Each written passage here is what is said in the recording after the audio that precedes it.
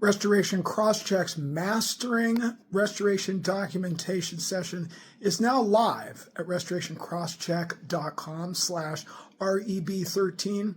It features Rob Harrell of DocuSketch. We can only go by what's in the file. And if the intention was, well, I meant to do it, but you didn't do it, well, then it's not in the file and it probably didn't occur. I want to have some documentation in the file that explains who did what, where did they do it, when did they do it, and why did they do it? What do we get paid to do in this industry? We get paid to document our activities. Does your organization specifically teach how to document?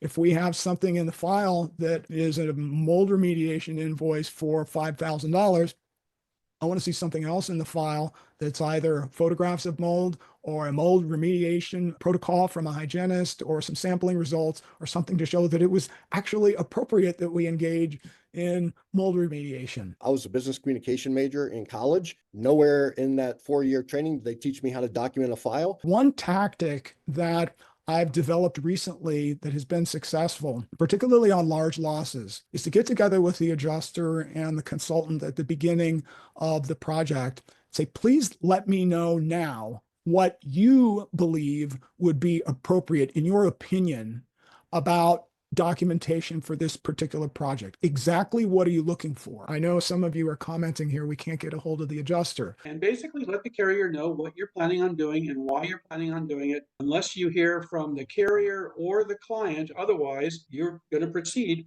with that action. I'm going to inform the homeowner I'm doing this. I'm going to manage your expectations. I'm going to share that same feedback with the adjuster versus the bad here, which is John Doe has no respect for my professional opinion or the homeowner's expectation. And then again, he's saying everything's going to backfire there. A lot of people don't know the difference between a document and a record. What Rob is showing right here on this screen is a recipe for litigation. We're talking about mastering documentation, recognizing the difference between good documentation and bad documentation for two main reasons. Number one, to help you avoid unnecessary liability exposure, and secondly, to help you get paid. Let's lift and elevate the level of documentation in the restoration industry, and mastering restoration documentation, the good and the bad, is available to you now at restorationcrosscheck.com/REB13. Thank you.